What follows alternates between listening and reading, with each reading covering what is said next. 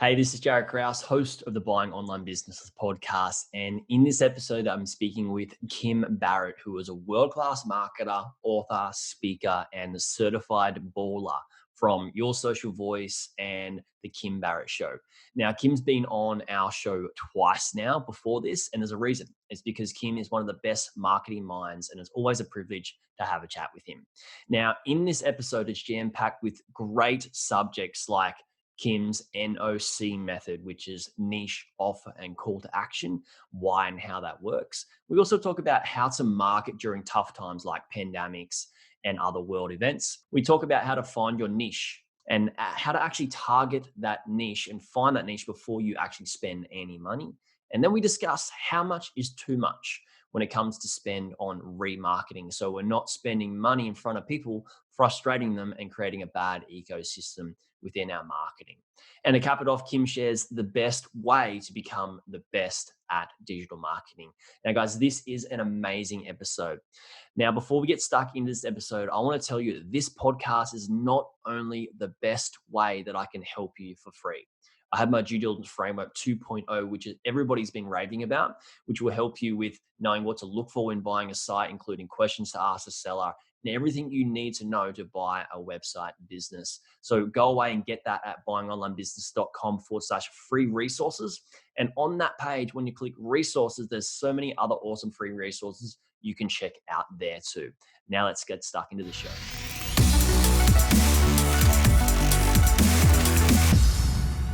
Hey everyone, and welcome back to another episode of the Buying Online Business podcast. Kim, you're back on for number tres. Repeat. 3. That's awesome. I think you're on episode 8 and episode 15. So if people haven't listened to that, go and check that out. We talked about some really cool things within marketing for e-commerce stores. And this one, we're going to go a bit wider. But last time we didn't really chat about your journey of like why you decided to start digital marketing and making money online. So like, what were you doing before, the Kim Barrett Show, Your Social Voice and all that sort of stuff? And why did you want to make an income online this way? Like, what was the motivator like for that? Well, I've actually tried several different things like to make money online. So that's not new to me. And the digital marketing was kind of like the very last part of that. But so early on, and I don't know if I shared this story with you any of the times before, I actually went and used to run a fish forum. So I used to be heavily involved in the aquatic tropical fish industry, and we're running a forum. And so I ended up selling ad space for them on their website, like banner space for their forum. So that was really my first foray into like making an online sale, if you will. And then from there, I always kind of had a bit of an interest in how to do that. Because I did that when I was 15 years old. So I also didn't get any money from it. So I was like, that's cool. But it's like, but I just made 40 grand for someone else. So that was like, I was like, oh, so it's interesting. But then the actual like tipping point. So I've always had like little online businesses on the side. My brother and I used to sell supplements and things like that, just purely for fun. There's a little side hustle, if you want to call it that, is the phraseology these days, and just had something on the side going. But where I had the big tipping point, I was working a job and I was too good at it, but I was just really fast at what I did. So I did everything in a really speedy manner that used to take people that were doing my role like 5 days a week to 6 days a week. And I was doing it in 2 days because I had just done so much of it before. I had it down pat. It was a Preparation, lot of stuff. everything. Yeah, like a lot of stuff on accounting and different things. And I had like a really good fast system that I used to do to get that all done really quickly. So I had the spare time and I couldn't go home. So I was like, well, if I'm going to be here working, I may as well try and figure out how I can make money while I'm here, because I can't work anymore. I'm working at the maximum potential. I can't leave. I have to stay here. But I have a computer. So let's see what I can do. So I went down many different rabbit holes of affiliate marketing and all different bits and pieces to see what I could do. And I tested all of them because I had the time. I was just sitting there testing this thing and running like JV Zoo products, testing a whole bunch of different stuff. And then for the business with my brother that we had, which was a supplement company, I was like, we were struggling to get, because we both worked, we went to the gym, we trained jiu-jitsu, we used to compete in jiu-jitsu as well. We didn't really have the time because back then it's like for us to get supplements in people's hands, we would go to a gym, set up a table, mix up some protein shakes, mix up some pre-workout, give people samples, and then they would buy a product if they liked it or not. We would do that either at gyms or we'd do it at like trade shows and things like that. But because we were both working full time and training and stuff as well, we didn't have any leverageability to be able to go and do that. So I couldn't spend all night, every night going to different gyms doing that. Plus as well, it cost me a lot of product to do that as well. So what we ended up doing was I was like, oh, let me test. I've been playing with some, at the time, I think it was JV Zoo. I was playing with some different like affiliate products there and I was pushing them out and promoting them. And I was having some success, like making $50 here, $20 there. And I was using Facebook ads to do it. So I was like, well, let me test Facebook ads to my supplement store. Products. Let me see if I can get some action there. Very quickly, it started working. And I was like, oh, okay, this is cool. And then I started studying it and learning more about it and then doing more affiliate products as well as more of our supplement products. And it kind of grew from there. But it was all kind of down to the point I was like, I don't want to work more, right? I'm working as much as I can. I don't want to work more. I don't want to spend all my spare time like just working harder. So how do I work smarter? It's kind of like the realization. I was like, well, if I can run ads, if I can get traffic of people that want what I have and I can show them what they want and they can buy it easily enough, surely I'll win. And that's when I started seeing success and momentum from that side of things. And then people just started asking me, they're like, oh, can you do that for me? Can you do that for this product, for this service? And it opened up opportunity at the time with my now brother-in-law, where he had a company where he did live events. And he's like, do you reckon you could do that Facebook stuff to get us people at an event over in Melbourne? And I'm like, I don't see why not. Like, I'm sure I can make it work. It's a free event, so like it shouldn't be too hard. So we did that as a promotion and then ended up getting a ton of people at an event in Melbourne, which then meant a ton of people in his business. And then he's like, well, do you want to come on and learn and do this full time? Like, and then you can be our marketer and you can do some speaking for us and stuff as well. And that's when I kind of dived headfirst into it and then started learning more and more and more and really aggressively getting into it. But it was because at the start, I just saw that most business owners didn't get into business to try and learn marketing and finance and legals and stuff, right? They just got into business because they like what they do. Or for your guys, it might be like they like a certain industry and they're like, this looks cool. But then it's like, you've got to wear all these different hats. So for us, we're like, I want to try and help people not have to worry about at least the marketing hat. Like take that off for them so that they can just focus on doing the stuff that they like. And then, for guys that like to this podcast, it's, like if you can build that leverageability into an already leveraged model, then it's like, really just focus on doing what you want to do when you want to do it. Yeah. And that's exactly right. Like, I'm so glad you talked about the different hats for the different levels of business. I started, for everybody that's listening already, they already know that I started my own website businesses. And the second one I started up was a drop shipping site that sold like products for like outdoor and camping and adventure stuff. And I thought I'd just set it up and make some money. I knew nothing about marketing. And I was just like, wow. So I had to go away and learn marketing before I went and bought a business.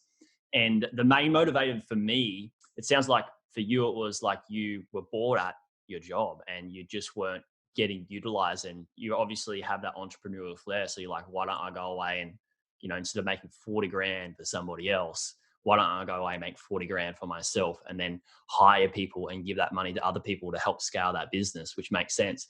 For me, it was a little bit different where I was just like, I hate my job and I don't have any spare time. It's just crunching out hours and hours and hours of plumbing and driving and stuff like that. But a lot of people listening, they're like, they've got these different motivators for why they want to start making money online. I'm so glad that you went down that path and you're here and you're teaching us, because you've been learning marketing since you basically were 15, right? And for like 16 years now.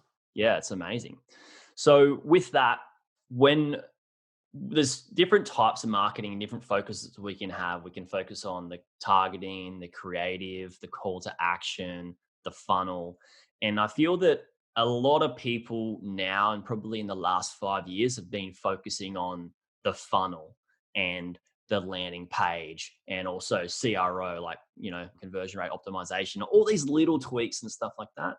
And what I tell my clients a lot once they've bought a business, we teach them to scale it, is I talk about like, look, if you actually get the targeting right, the color of the button that they click on and some of the text and stuff and images are on the page, landing page, isn't going to matter as much as putting your ad in front of the right people.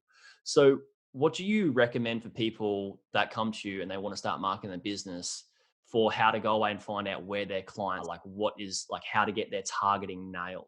Yeah, and as you mentioned, that is the most important part, because if you're running hundreds of thousands, tens of thousands of dollars a week, a day, or a month, then Mm, yes, the small things can make a difference. If you can get a little bit of an uptick in a percentage opt-in or click-through or whatever it might be, but for most of us, we're not spending that scale of money. So it is about, and I always talk about the NOC method: the niche, offer, and copy. You need to mm, have those three lined up. If they're not lined up, that is going to be where your biggest battle is going to be made. It's like you need to be able to get all of those three in alignment, because again, like you said, if you're writing something or you're promoting something to a specific niche, to the target audience, but the offer does not line up with that audience, it's going to suck. If you write it in a poor way, in a way that people don't want to take action from it, it's going to suck and it's not going to work. So mm. all three of those need to kind of work in synchronicity together. And these days, as you mentioned, like finding them, most of the listeners to this podcast, my assumption would be that between Facebook and Instagram, you're going to find most of them. Because if you've got a consumer product, or even for a range of, not all, but a range of B2B people as well, they're going to be on Facebook or Instagram, but it's just about the identification of that target market and getting in front of them. Now, if you're lucky enough to have a business that maybe already had an existing database or an existing group of users, you can kind of leverage that through lookalike audiences and whatnot, which is basically just going to Facebook. Hey, I've got a group of people here. I want to find more of them. You upload an Excel spreadsheet of them, and Facebook will go and find you a percentage of the population that most closely match those. So you can Yep. kind of shortcut it. But otherwise, it's the research. And, on average, like we was going through this with our copywriter who does a lot of research for the ads that we write the other day. And it was something like, if a client doesn't know, so if maybe you've just bought an online business or you're thinking about it and you don't know the niche, you are going to have to do a lot of research. And on average, just the research on the market to see what's going on, what people are thinking about and problems that they face can take anywhere from like 3 to 13 plus hours. Like some people that are direct response copywriters might take, if they're going to write a sales page, they might take a full week to do that, right? But Yeah. for most of us, like that amount of research is going to be needed. So you got to look at competitor analysis, like top 3 competitors. You've got to look at what books have been written about it, what other courses or what other products are already out there that people are buying. Go to Amazon, look at all of the reviews, look at all the negative reviews and not just the positive reviews. Go to Reddit, look for subreddits, go to Facebook groups, look for where those people are talking about that product or service. And that's where you're going to get most of the insight from, where you can find out what people's actual fears are, frustrations are, and if it's a physical product, what are they liking? What are they disliking? Especially on Amazon, you're going to get a lot of actual good feedback because people don't pull punches. Like if they're going to leave you a 1-star review, it's going to be an aggressive 1-star review. It's not just like didn't like it. It's normally pretty good feedback and insight.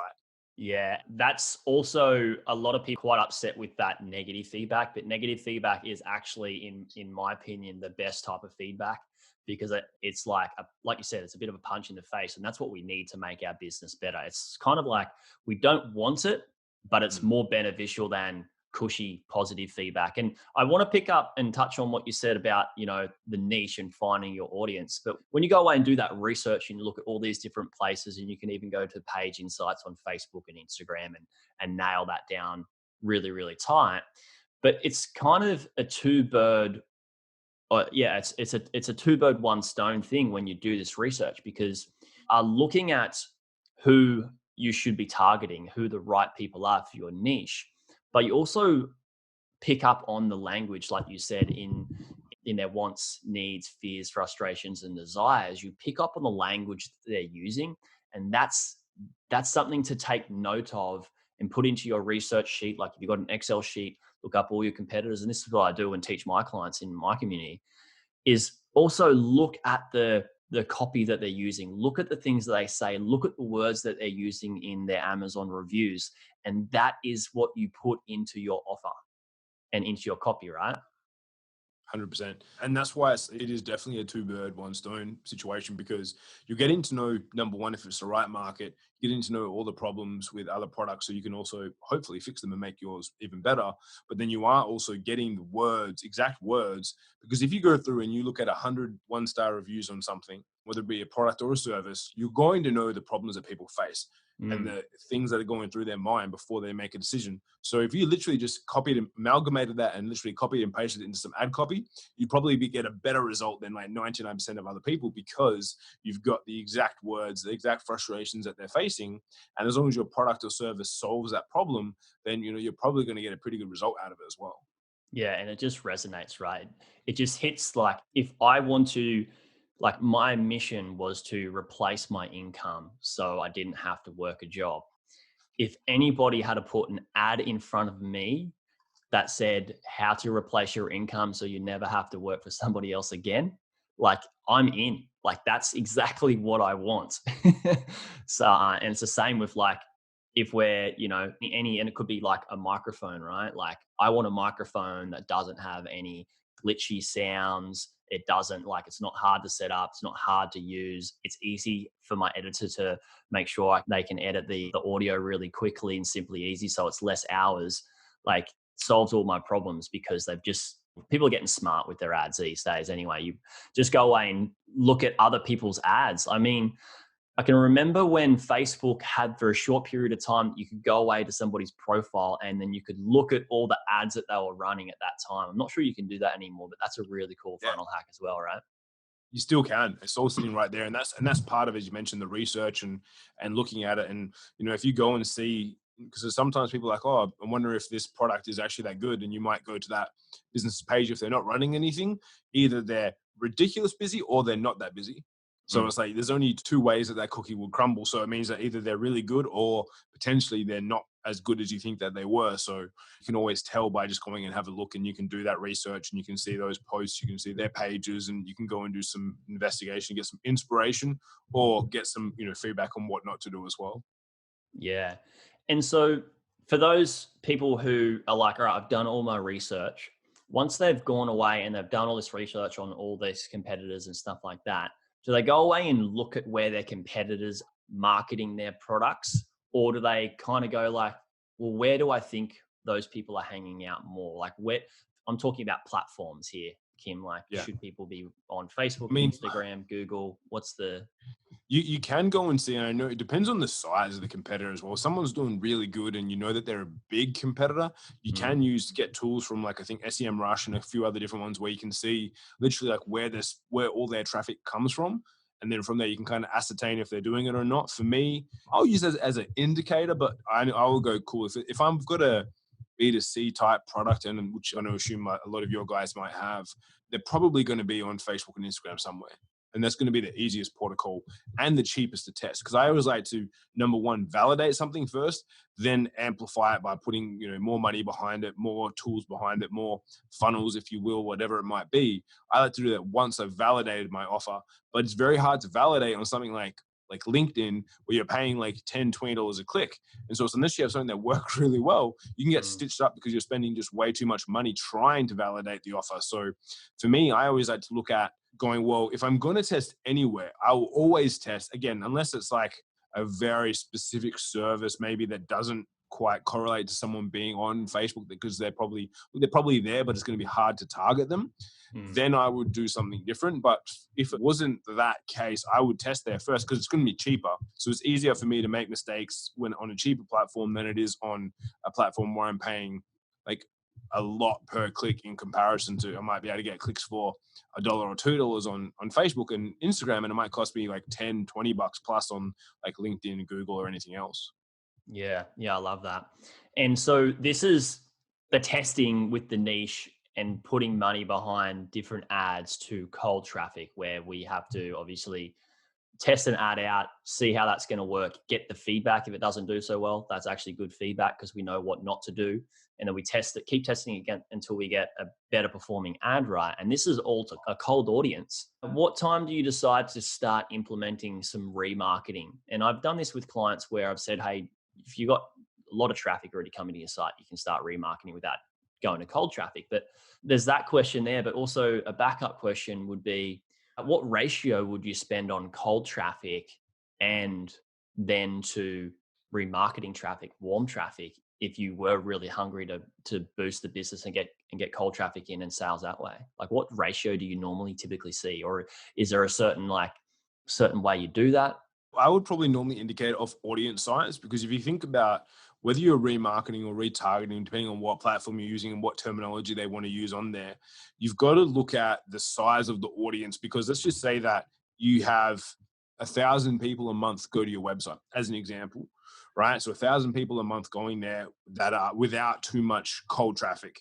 So if I've got that and I'm trying to retarget those 1,000 people on any platform, 1,000 people is probably going to be, it sounds like it will be cheap for me to reach because there's not many of them and it's a small enough audience, but Facebook will show an ad to them very quickly. Their cost per impression, which is what most ad platforms are based off of, is cost per 1,000 views. So if it's $50 to get in front of 1,000 eyes, $50, and then those 1,000 people are gone, and then it's going to hit them too often. So it's really the size of the audience that makes the most impact, and as well as at the funnel. So you could retarget. When I say funnel, it's just more so the process that you have for a sale. So for example, Yeah. you have a client that they do an ebook download, which then goes to their database where they sell a recurring membership, and then they have the recurring membership. So we drive traffic to the ebook, we retarget from there to the recurring membership. And that's like one of the main ways in which we bring people back in to be able to purchase. However, at the moment, we can't scale the retargeting at all because we don't have enough people going through. So we have to scale the cold audience so that our audience size gets bigger, so that then we can be more effective and spend more on our retargeting, because you're literally going with your own audience, not a huge cold audience. So you can only spend to the amount of audience that you have. So it's more of like, I couldn't give anyone an exact figure or calculation for doing it, but I would base it off going, well, and this is why you've got to look at the numbers really effectively. So for example, for me, I might pay $30 CPM on Facebook as an example. That's probably like mid-range, a little bit higher, but there's definitely higher and definitely cheaper. So if it's $30 cost per impression or cost per 1,000 views, if you want to call it that, then, and my budget is $5 a day, within 6 days, I will go through that entire audience at least once. Yeah. Right. So I'll go through all of them, and then it's going to go again, which means that it's going to start to get very frequent. It's going to start to hit them several times before they see anything different from me. So when you look at then how much you pay as a cost per impression on your retargeting, and then how much you're spending per day. So if I was spending $30 a day, that would mean that approximately those people would see it every single day, which means my frequency is going to go through the roof. My costs are going to go up. My results are going to go down. So if I'm sitting at that amount of $30 a day, and that's how much my cost per impression is, I only have 1,000 people, my focus would be, cool, I'm going to turn this down, and then I'm going to go back to my cold audience so that I get that number up to 2,000, 3,000, 5,000. Then I can go back and adjust my budget on that instead. Yeah. I like that. I like that a lot. And there's an indicator, and this is why it's really important to know your numbers. So people who join our community, Kim, in some of the trainings and the growing online business course that I have, data sheet and a dashboard where they can go away and learn what numbers they actually need to be looking at to identify what ads are working, how much it costs per lead and cost per sale. And then they understand in a depth of like either Facebook ads or Instagram or wherever, to see that indicator that you're talking about, which is frequency. So there's an actual frequency indicator for those listening on Facebook that says if you're going if it's like 5 within a certain period, say people are seeing it 5 times in 1 week, eventually they're going to get to a time where they're going to put that little angry face on your ad. And that means Facebook algorithm are going to see, all right, this person does not like this, and this ad chunks down and becomes less valuable as the frequency goes up. And that's when you know you're spending too much money on that remarketing ad, right? Exactly. And, or people just get banner blindness. They see it so much that it's become part of the furniture. So that's why you do need to keep an eye on that. You need to keep an eye on your CPM and see those things. If they get too high, you do need to reintroduce and refocus on the front end rather than the retargeting or the warm audience. Yeah, because I do know there's businesses that just do remarketing to Facebook or Instagram or either on Google, but they don't do to cold traffic because they're getting so much organic already in. And that's going to be dependent on the different business. But for those that aren't in that field, Kim, where they're like getting so much organic, and this is quite rare, that they can do some remarketing only with paid ads in the seat, or like, all right, cool, I want to make more money a lot quicker.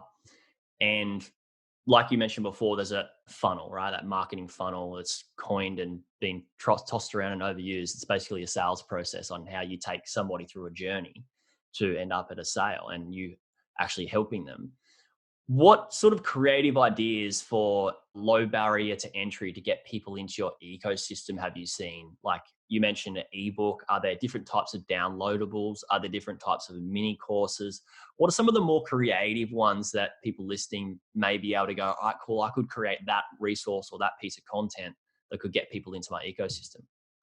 Yeah, I mean, anything that where you get to catch their attention and catch and basically pixel them, right, for Mm, lack of better terms. So, for example, video series, we've had some clients that went for a completely new market, and all they did was they did like I think it was like a 6 or 7 part live stream video series on their page, which they mm, did over about a week. We pumped them up with videos and then we retargeted them with an offer that they had. So anything where you can get in front of people and they can consume, you ideally consume as much of your content information about you as possible. So, for example, at the moment, like this podcast isn't as a perfect example, right? Someone doing a yeah. podcast or a video, an interview.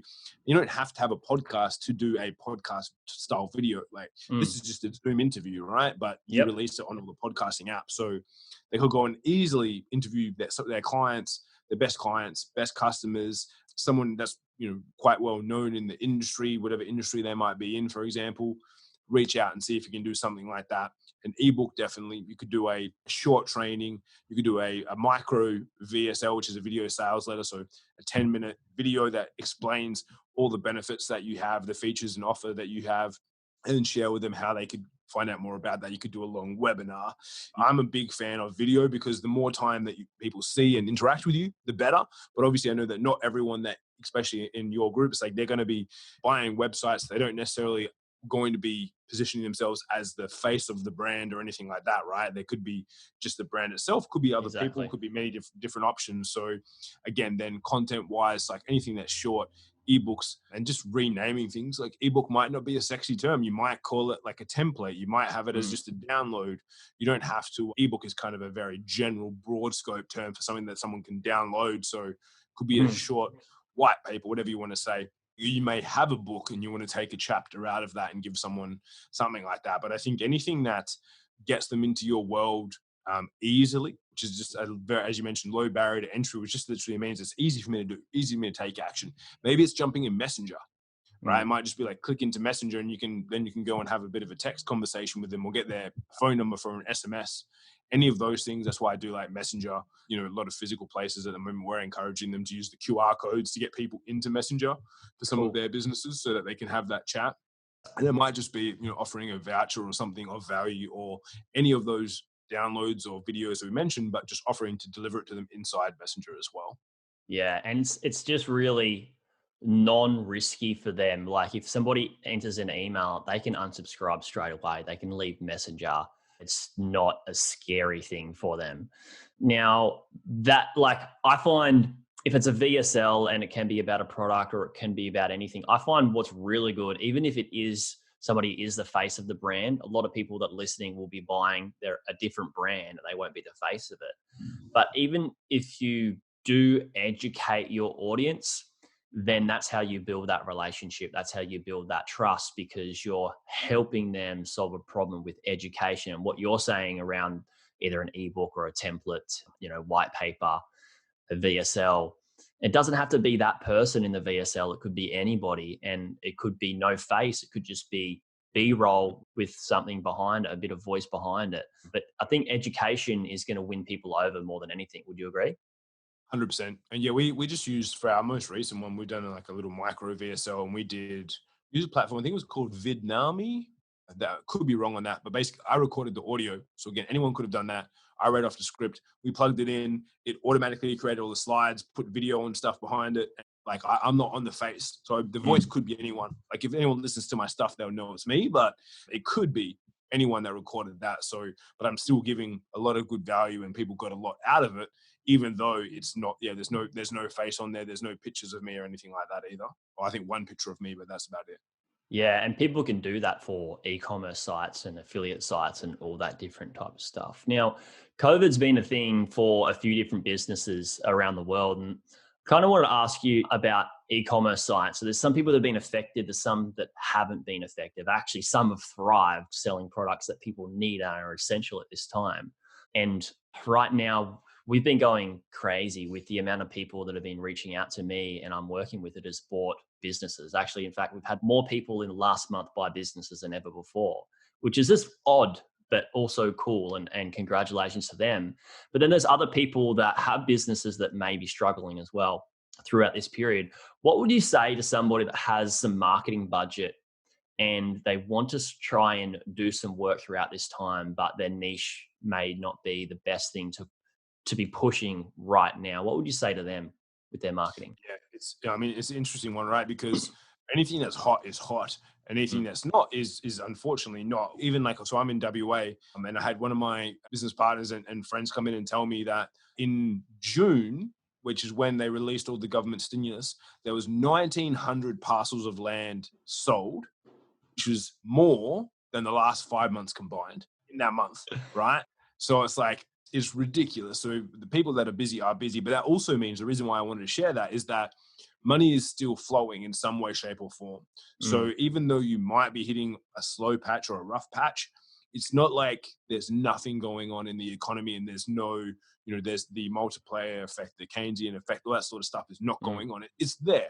So you just have to stay front of mind. And even Facebook have released plenty of like slide decks about it, which they send to us as we're partners with them. And in there, it does say, it's like, all you can do is stay front of mind, mm. help people, show that you're helping them, and then be there for them so that when things turn around, you know what's going to come, that they know where to go back to. So for me, and that's like one of the cheapest things at the moment is, when we've mentioned a few times in this episode, CPM, the cost per impression, is Mm. the lowest and on average across the board that has been within the last probably 4 years.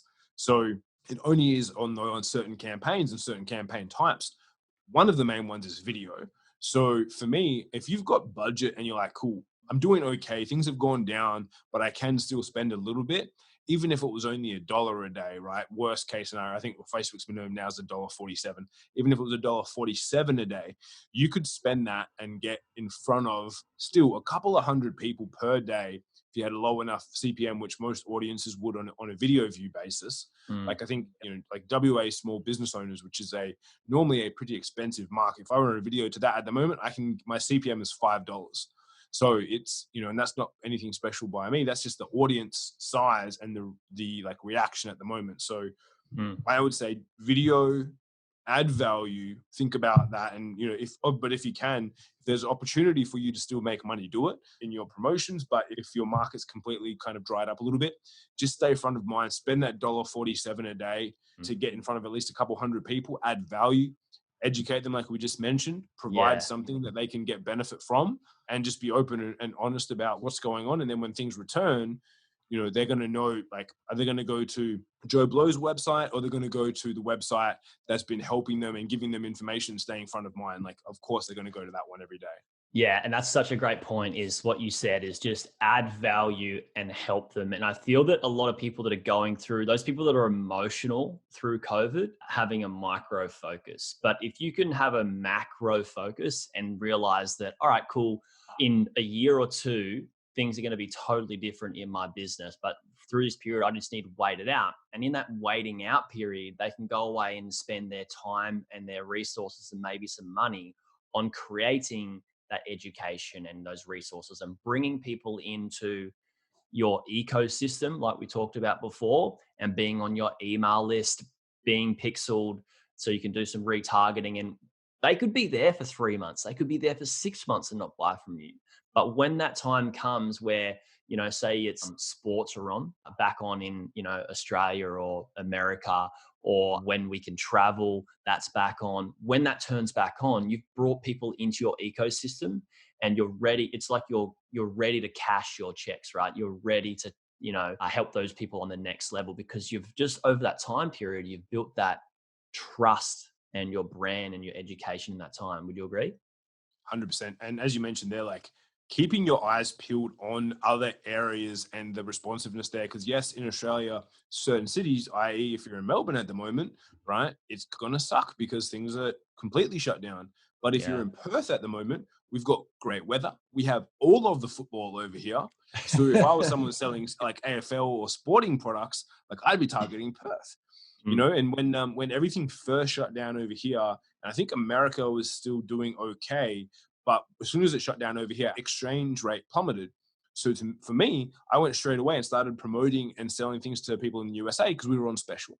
So I Yeah. think, again, if you can see and go, how can I also, like, where is the opportunity within my country, within my state, within my cities as well? Because your traditional and normal niche or audience that you might go for might be slightly disjointed, but there's going to be some people where it's not. And again, same for travel. It's like, cool, now there's local travel. For example, in WA, again, we've got a very big state from top to bottom. They're releasing a whole heap of incentives for people to travel from Perth to Broome, Perth to Kununurra, all over the state. So there will still be need for travel-based products here because everyone's been getting a bit stir crazy and they can't go to Bali, right? So they're all wanting to go somewhere. So there's always going to be an opportunity in and amongst it all as well. So keeping that eye out and just going, your traditional niche might not be there, but always keeping an eye out and going, maybe there's another area or a geographic location or a different type of person that needs what I have now as well. Yeah. So having that macro focus, but bringing in that micro niching, I guess, which is such great insight, Kim. I want to wrap that up and just say thanks so much. Before we do, I want to ask you, what would be the best thing that you've learnt throughout your 16 years marketing that's helped you to be a better marketer? What would be like either one thing or two things that if others went away and learnt that skill or knew to study that or knew what that piece of advice that what would be that one or two things that you would share with them?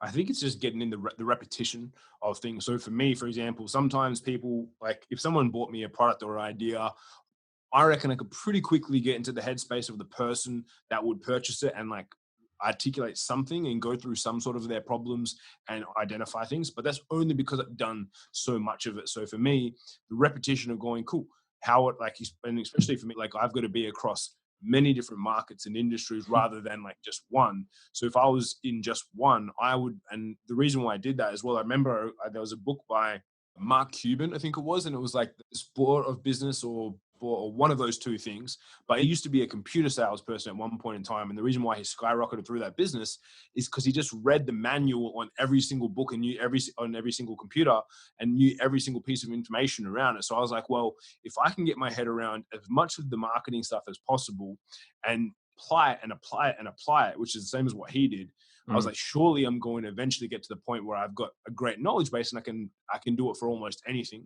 And that's really now the only reason why I can is because I've done so much practice, the old 10,000 hours principle. And so I've easily done 10,000 hours of ads, and that's just on Facebook, let alone on all the other marketing stuff and whatnot as well. Yeah. Yeah, that's awesome. So just go all in. I like that. I did the same with myself in online businesses. I came to a certain point, I bought my third business and people started saying, "Hey, Jared, you need to teach me this sort of stuff." This is before I had my course and all the stuff that we have now. As soon as I start teaching one person this thing, I am going to go all out and just be the guy who teaches people how to buy businesses. And I love it and I thrive off it. And you wouldn't do that if you didn't either, Kim. You wouldn't have read all those books if you didn't love it. So I think people need to find what they love about marketing and go into it. Personally, I love the psychology of it. Yeah, Kim, thanks so much for coming on. Where can people find out more about you? You have an awesome podcast as well. So where can people find out about that as well? Yeah, I'm obviously very subtle about when I talk about my show. You can probably see it everywhere you're watching it. It's the Kim Barrett Show. You can see wherever you listen to podcasts. Real Kim Barrett on Facebook and Instagram, and then kimbarrett.com.au and yoursocialvoice.com.au are our website. So if you want to check out anything about it, but yeah, if you want to connect online, probably Instagram's the best spot to be up, and I'm always active on there. Thanks so much, Kim. Now, before we go, guys, I want you to think of 2 to 3 people who may get value from this episode. And please do them a massive favor. If they're looking to grow their business and get into some digital marketing as well, do them a massive favor and share this episode with them, right? So they can learn what they need to, like, we've covered a broad overview, but then they can go off and listen to Kim's show and learn more about digital marketing. So please share this episode with them. And if you did like this episode, also please leave us a review on Apple iTunes, or I think it's Apple Podcasts now, letting me know what you actually liked about the show so I can bring more awesome topics to the show.